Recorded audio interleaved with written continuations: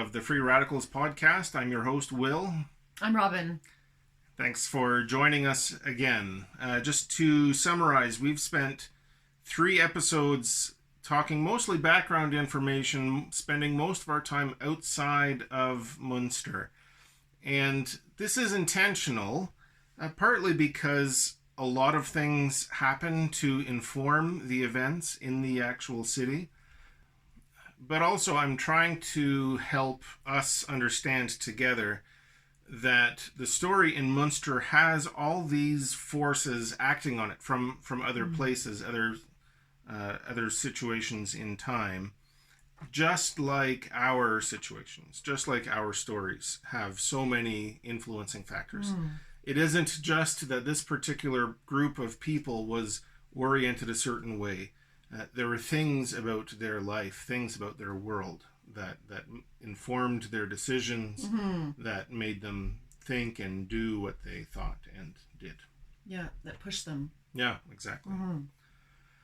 So the last episode, we spent looking at some of the different voices and just the types of voices that were influencing Bernard Rothman, who was the key pastor pushing the Reformation in Münster up until the beginning. And in 1531, he went on a Reformation tour of Europe. He visited 3 significant places: Wittenberg, Marburg, and Strasbourg.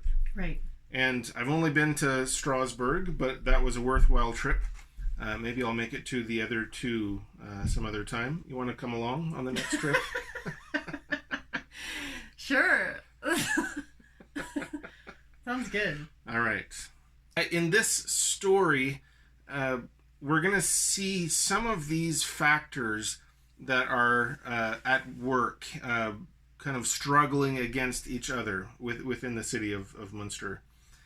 And those 3 groups are the traditional Catholic group, Right. a new and emerging Lutheran, or they would maybe call themselves evangelical group. Would that be like the Protestants or? Yeah. Okay. So the Protestants under Luther, and Rothman is kind of part of that group for most of it. He's kind of on the edge of that.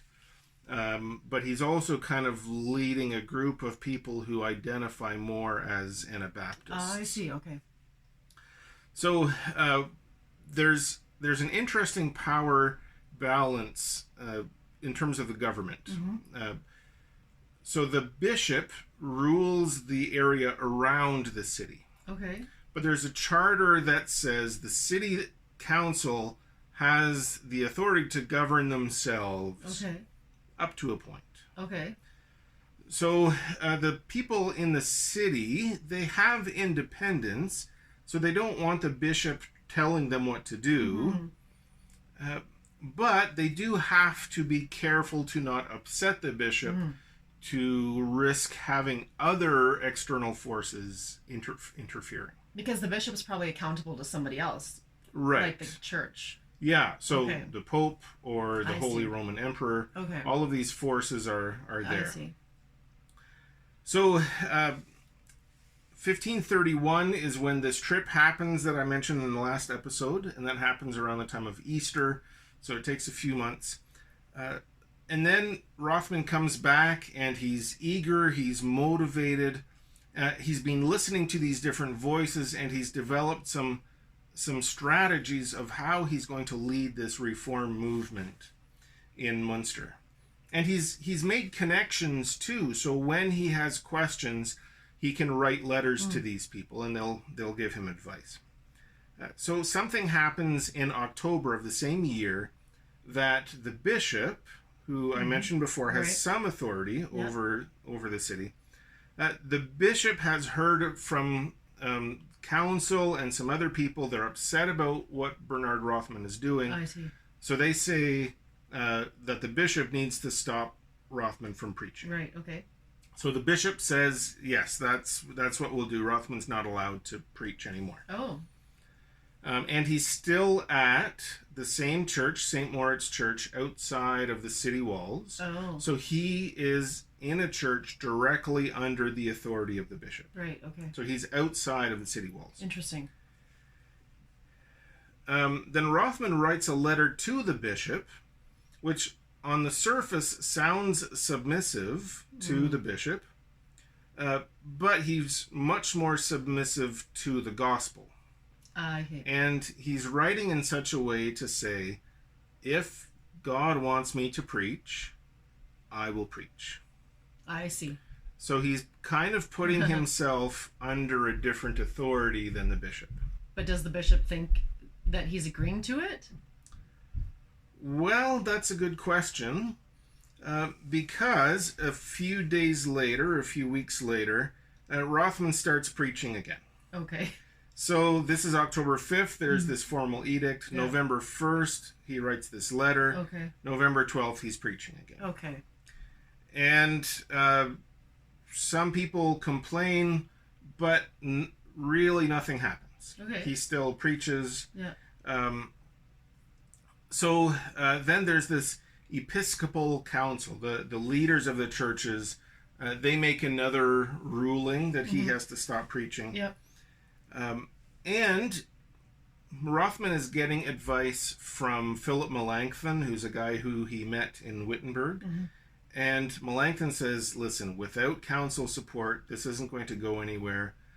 And you might not like them, you might not think that their theology is good, but you need their support. So you need to work with them, be patient as they come around. And just out of curiosity, like how many people are showing up at this church that Rothman's preaching in? Like, is it growing? Is that why they want it shut down, because they're intimidated by the growth? Or, I'd be curious. Yeah, so that's part of these forces, because it isn't just theological groups that are represented, right? So the Catholics, it's the old way of doing things, I see. Which is the old established families with money. And the evangelical group, there's a legitimacy to that. This is new, this is popular, this is what's happening in other places in Germany, this is what we should do to grow, this is the legitimate, proper way of doing things. Okay. So that's the council. That's some of the leading families in the community and in the church. And we talked, the very first episode, we talked about those men who broke into the convent and stole things. Right. What saved them was that their guild, because they were artisans, they were craftsmen, their guild stood up to the city hall and said, there won't be any arrests here.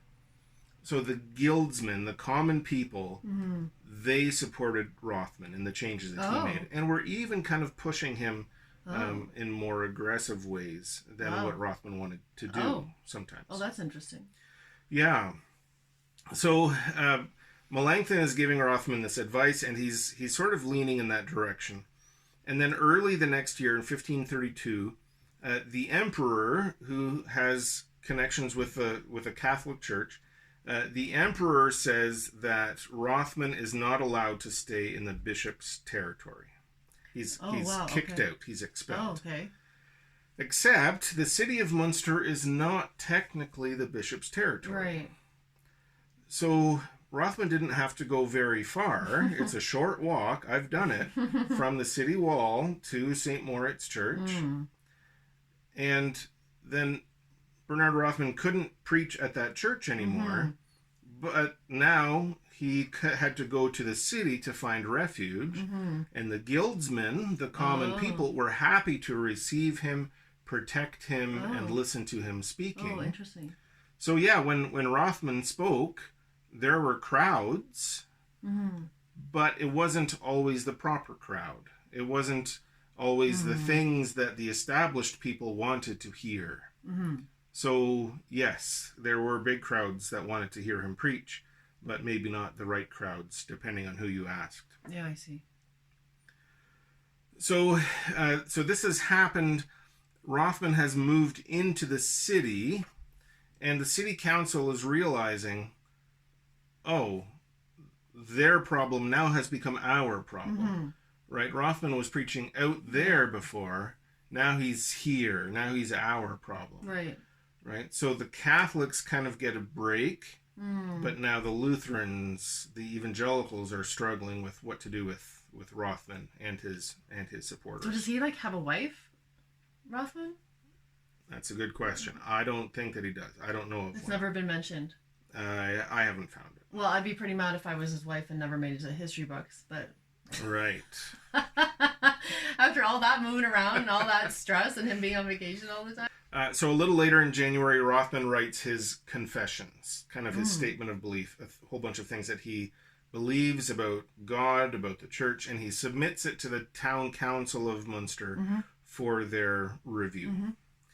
And they're kind of looking it over. They're not obligated to respond, but he wants them to see, listen, I'm not doing anything crazy. This is all biblical. And if any of this is wrong, just show me in the Bible where it's wrong. Interesting. And that's kind of the motto of the Reformation, right? Is just show me in the Bible where I'm wrong and I'll back down. Yeah. Well, Christians have been saying that for 500 years since, and it hasn't helped. Okay, so an interesting thing happens a few weeks later that Lambert's church, the St. Lamberti Cathedral, which is the main cathedral in the town. It's still there? It's still there. Right, okay. They invite Rothman to be one of their preachers. Okay. So he gets to preach in the city, except the guy that he's replacing doesn't agree to leave the pulpit. Oh. Yeah. So there's a little bit of a power struggle there. Okay. And Rothman has a group of hardcore followers. So when the old preacher makes it clear he's not leaving, then his followers, they decide they're going to interrupt his sermons. Oh no, Rothman's. No, the incumbent, the previous preacher. So he's trying to preach, and these guys are just shouting. They're shouting German psalms, mind you. Okay. But they're shouting over him. Because they want him to leave. Because they want him to leave. And it isn't just because they like Rothman better. Yeah. But they believe that the previous preacher was there because of simony. Simony. Any guesses what simony is? Oh dear. No. So there's a story in the book of Acts where a man named Simon offers the disciples gold if they will appoint him as one of them. Oh, great. And they say, no, we're not going to do that. But in the medieval church, in the European church of this time, this was a fairly common practice, that someone could pay money to be appointed as a priest or a bishop or, And not be trained? Just have money? Well, they had gone to church every week for their whole lives. That's training, right? I guess. So that was part of the concern of Rothman's followers. These guys aren't qualified. Yeah. They shouldn't be in this position. Interesting. Anyway. Okay. So hold on. So was Rothman invited to preach for a day, or like he was literally given a job to preach all the time? Yeah, he was appointed to be one of the preachers at that location. That's a pretty big deal. Yeah. Because he had enough popular support. Yeah. And on paper, he was preaching the gospel. Right. And people weren't able to convince him using the Bible where he was wrong. Right. Okay. And so sometimes it's like, well, we'll give a little to get a little. Maybe if we give him a promotion, then he'll get off our backs about some other things. Okay. The previous bishop was Friedrich von Wied, but he had made an agreement that he was going to resign at a certain point. So when Friedrich von Wied says that Rothman can't preach anymore, he knows that he's resigning soon, and he doesn't really want to upset the balance of power. He doesn't want to establish a legacy of supporting the Reformation. And he also doesn't want to create enemies or things like that. So he says things, but doesn't really work hard to enforce those things. So he's kind of, in the tail end of a president's legacy. They're not trying too hard. So that's sort of what's happening. So then Bishop Friedrich von Weed does resign, and they install a new bishop. In let me see the dates here. Okay, hold on. Yeah. So you might have to tell me this part. Okay. Okay. So Rothman's asked to preach. Friedrich leaves so that Rothman can preach. I thought. No. So Friedrich is the bishop. And the bishop over the whole area. Okay, sorry. Yeah. Yeah. Got it. So Bishop Friedrich von Weed resigns his position. Right. And a new guy takes over. Mm-hmm. And the new guy's name is Erich von Braunschweig. Now, all of the residents of Braunschweig, Germany, will be upset with you now. But so Erich von Braunschweig takes a hard stance and says there's not going to be any new religious innovations under my watch. But does that no changes in the way that baptism happens, communion happens, all of these things. There's not going to be any new changes. We've made some changes, we can work with those, but nothing new. So does Rothman get to keep his job? Seems like it. Okay. But there are, he gets to keep his job if he follows the bishop's orders. Oh, okay. So, it sounds like now the Catholics have gained more power, right? The Catholics have asserted more authority. And part of it is this balance of power that this charter gives to the City Council of Münster. Mm-hmm. So Rothman writes to the new bishop. He says he's not going to comply. But the bishop insists that the City Council has to enforce this edict. And how do you do that? Well, in theory, you could hire soldiers to physically remove somebody from the area. But the city council writes back to the bishop and says, listen, the guilds support this guy. We can't enforce this edict. Yeah, interesting. So in some ways, the city council has said, hey, listen, we've tried. We can't. Yeah. If you want to do it with your soldiers, your money, your reputation, your authority, go ahead. Yeah. But we can't. So that's May 2nd. The city council says that they can't enforce it. The edict was made April 17th. Okay, wow. So on May 14th, there's a party to install Erich von Braunschweig as the bishop. Okay, fun. It's a ruckus affair, heavy drinking all around. Okay. And Erich von Braunschweig dies. Oh, well, that's a surprise.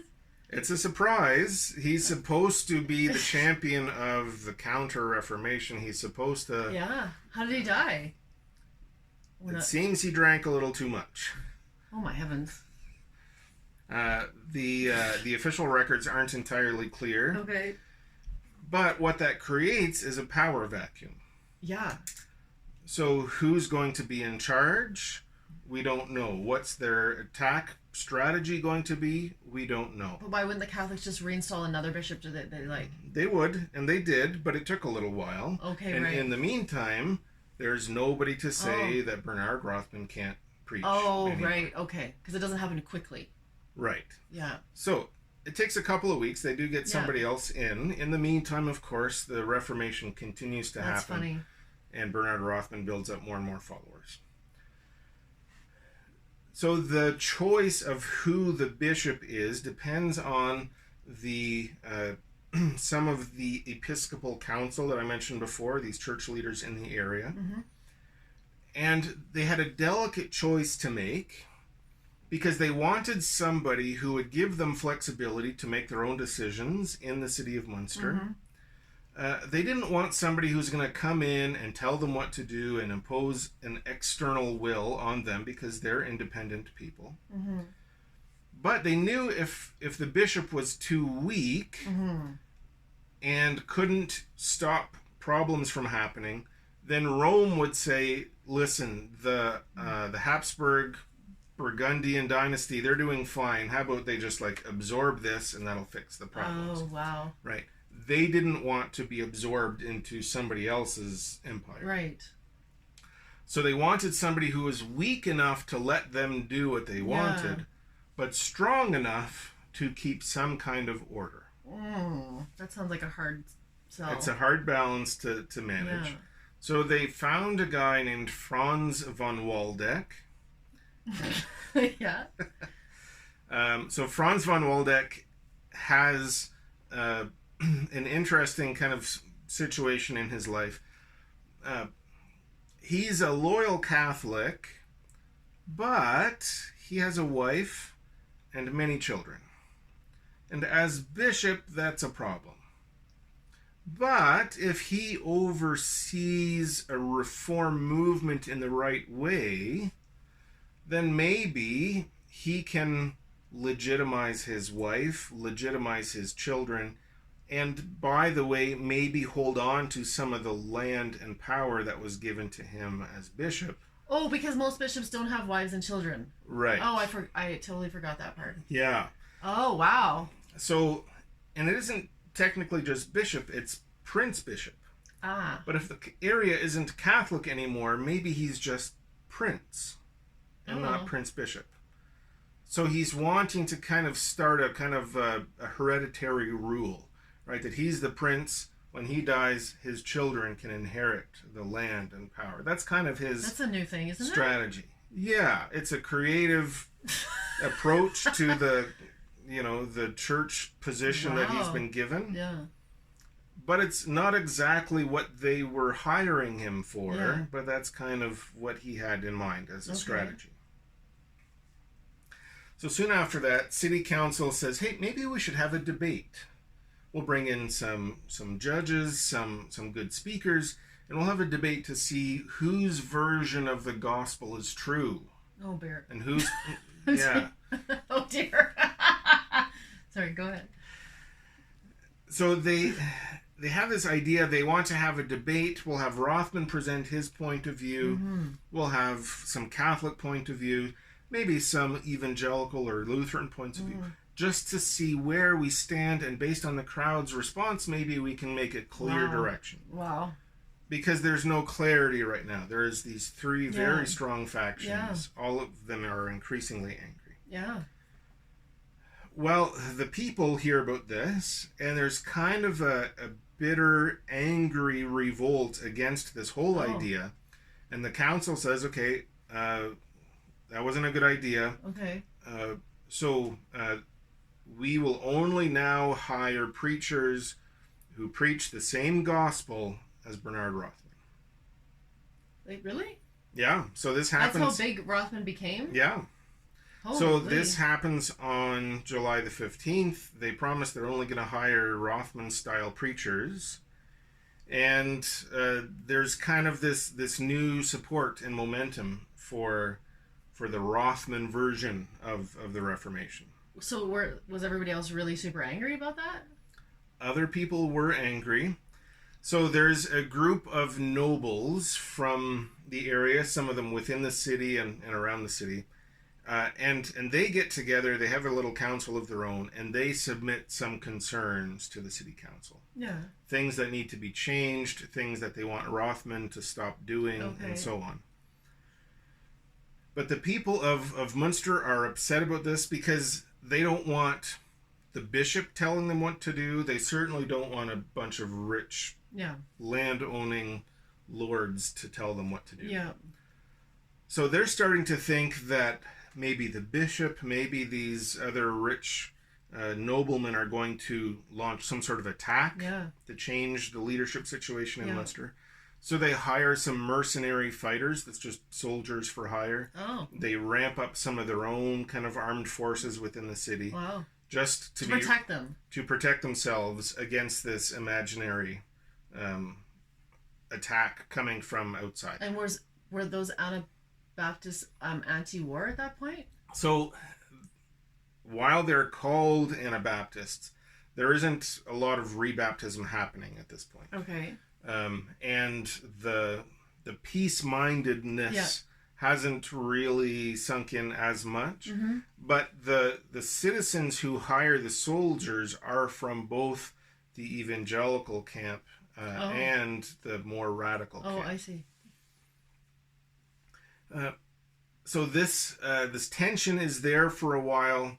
The city council is sort of waiting to decide what to do about these concerns they've gotten from the noblemen. And then on Christmas Day, for some reason, I don't know why it's that day, a group of citizens from Münster, including these soldiers, they launch an attack on some of these estate properties in the area. And they kidnap some politicians, some knights, and as a way of saying, listen, you are not pushing us around. Wow. Did they give them back? Well, yeah. So February 14th, so interesting. There's an attack on Christmas Day, and then on Valentine's Day, which didn't mean the same thing then as it does now. There's an agreement from the city council that these demands will be met. We're not going to give in to the rich noblemen outside of the city. Okay, but did they, like, when they attacked these noblemen, did they, like, kidnap them for, like, a day or so, or for a long time, or did they kill them, or what happened? It doesn't go into details. Oh, okay. It says it's a military attack, so presumably some people died. Okay. But it's not entirely clear. Oh. So a little bit later, on March 3rd, there's an election. There's a new election for city councilors. Okay. And before, the Catholics had more power. There were some evangelicals on city council. But as the bishop was continually unhappy, some of these councilors were afraid that the bishop would seize the property owned by councilors if they didn't listen to the bishop. Oh, yeah. And if you owned land outside of the city, then you had reason to not run for council. Yeah. So some of the established people didn't run. Some new people ran. And it wasn't a bunch of completely inexperienced people, but there was a big shift in who was on the city council. And they were almost entirely evangelicals. So there's still the rich Catholic forces who are still rich, but maybe not as influential in the city. There's the Lutheran movement still has a lot of power and more power now in the city council than before. And it seems like this is going to be the new proper way things are done. Okay. But the guild members were still with Rothman. Wow. And Rothman was sort of in between those two. The city council weren't entirely opposed to him at this point. So the people of Münster, some of the church leaders, they write a letter to Marburg, where we talked about where there's a big gathering. They had some proper Lutheran voices there. And it's becoming clear that this Lutheran thing, this is the way that the Reform movement is going to be done in Germany. And they, the people of Münster say, hey, listen, these are our ideas. This is what we think about the sacraments. This is how we want to lead the church here in Münster. What do you think? And after a while, they get a response back that says, listen, you guys want to elect your own priests, but that's not really the way that we do it. And your understanding of the sacraments is a little bit off. So then the council is a little bit disappointed. Well, we thought we were kind of on the right track on a few things here. So they're trying to figure out, okay, well, maybe Rothman and some of the other preachers can back down on a few things. Maybe we can rework this. Then in August, they scheduled a debate on baptism. In Münster. In Münster. Yeah. But up until that point, it wasn't entirely clear what was happening with baptism. Because for a long time, Rothman had preached that baptism made sense for children, and that to totally change it would be... to totally change the way that baptism happened in the church would destabilize things too much. Well, after a while, he started talking to some of the other more radical preachers. He started listening to Melchior Hoffman, who we talked about in the last episode. Listening meaning reading his materials and things. And he started to be more convinced that baptizing only adults was the way to do things. So this debate happens, but they haven't totally changed what's going to be implemented in the city. at least the counselors think they have changed things. They think that they've made clear statements. But the preachers who were installed based on the decision made earlier, they're sticking with Rothman. Okay, so there's a couple of city councilors. They bring the issue to the forefront. They have children that haven't been baptized because they were waiting to see how this was going to play out. And they say, okay, we've had this debate. We've made a decision. We're going to baptize children. So they bring those children to the church where there's a pro-Rothman preacher named Herman Stopprade. They bring the child to the church, and the preacher says, I don't baptize children. Yeah. And the city councilors say, that's your job. That's what you're expected to do. Under our authority, you do your job. And if you're not going to do it, you're out of town. Okay. He says that. So he says, okay. So he's kicked out of the city. Wow. So the rest of the pro-Rothman preachers, they stand up to the council and they say, you have no right. You have civic authority. Mm-hmm. You get to say how often the trash gets picked up. You don't get to tell us what to do in the church.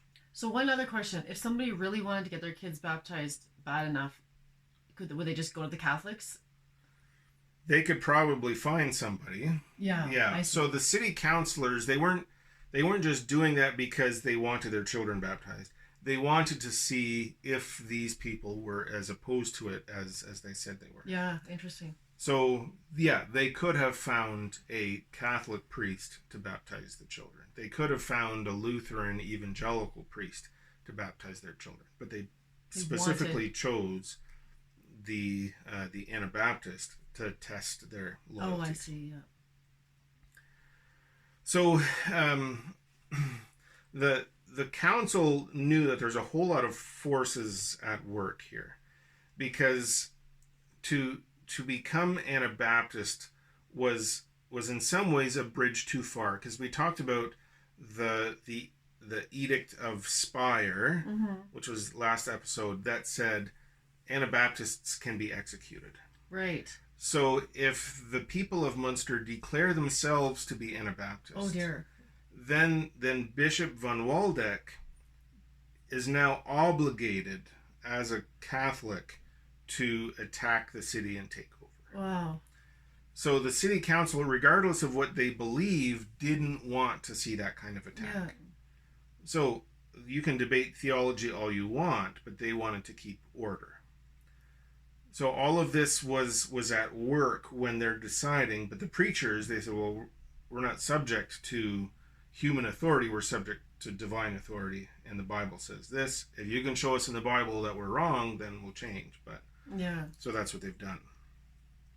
So Rothman and these other preachers, they write an essay, a pamphlet called Confession of the Two Sacraments, Baptism and Communion, which is just, the title is provocative because there's supposed to be 7 sacraments, and now they're saying, well, there's only 2. Yeah, I'd say that's pretty... Right. And one of those more radical preachers named Henrik Roll takes this pamphlet and brings it to the Netherlands, where the students of Melchior Hoffman are still working. So they see this document and say, oh, the people of Münster have this baptism thing right. Okay. So they're starting to pass out these essays as a way of saying, look what we're doing in Münster. So attracting those people to their city so that the pro-Rothman group is bigger, has more authority, has more numbers on their side. So around this time, the city council wants to stabilize things, and so they get one of their preachers, a preacher that they support, and his name is Dietrich Fabricius. That's one of the better last names. That's fantastic. It is. So he creates an ordinance with city council support that says, listen, we're doing Lutheran sacraments now. And so this is late November. It's Advent. So we're going to do the Lord's Supper the Lutheran way. That's how things are happening now in Münster. Okay, so he just came in and said everything's going to be my way. Yeah, with council support. Wow, okay. So Rothman says, well, you can do that. I'm not doing it that way. my bros in ministry here, we're not doing it Yeah. that way. So they're really risking their necks because the council still does have authority. And then Münster refuses to give him safe conduct, which is just kind of an official thing that they're not going to protect him against, if the Catholics want to come and arrest him, then we're not going to stop them. But it doesn't come up, but it just means that that's terrible. He's lost some protection. Like hold on, this is for the new guy? That they're not going to protect the new guy? No, they're not going to protect Bernard Rothman. Oh, okay. Okay, so this ordinance has been passed, and they're supposed to do everything the Lutheran way. Rothman and others aren't going to do that, so there's this tense conflict. And then there's this guy, he's just a smith, a blacksmith. His name is John Schrader, whatever. And he starts loudly complaining about this Lutheran rule and interrupting services and yelling and making a big deal. Okay. So town council says, we don't have time for this. So John Schrader is arrested and they pronounce the death sentence on John Schrader. Oh my goodness. For being loud. Yeah. So opposing city council's order is the problem. Wow. But John Schrader is a smith, as I said. He's part of the Guild of Smiths. And the Guild says, you're not executing this guy. Yeah. So all these forces are just kind of at work with each other. Yeah. The Lutherans think they have power, but they don't have the power to execute somebody. And if they don't have the power to enforce what they want, how much power do they have? So what happens to John? I don't know. He lives to see another day at least. So I mentioned this pamphlet on the two sacraments that gets delivered to the Netherlands. Right. And it's delivered to the students of Melchior Hoffman. Right. So this is late 1533. Okay. Melchior Hoffman is in prison in Strasbourg. Oh. And 1533 was supposed to be the year that Christ came back to Strasbourg. But it didn't happen. Right. So Melchior Hoffman had gone around and preached and baptized and won converts all over the Netherlands. And one of those converts was a man by the name of Jan Mathis. And as Melchior Hoffman stays in prison, there's a power vacuum within that Melchiorite community.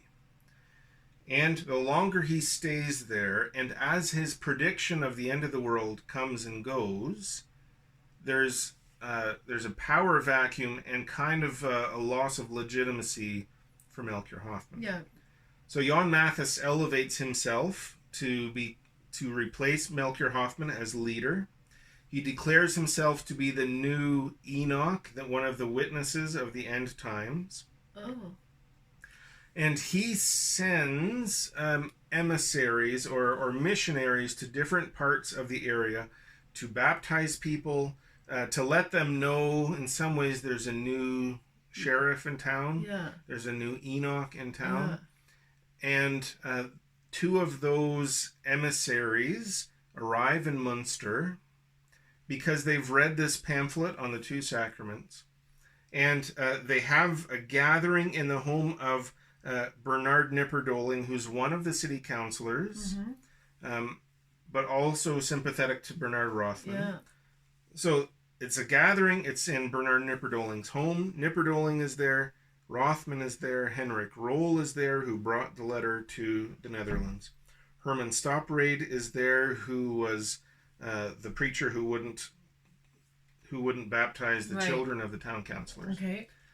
So these two emissaries, Bookbinder, that's a nice last name.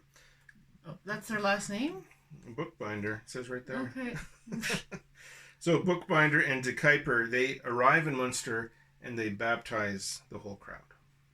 So they've sort of been written off as Anabaptists in some ways, but they haven't been baptized yet until Interesting. now. Wow.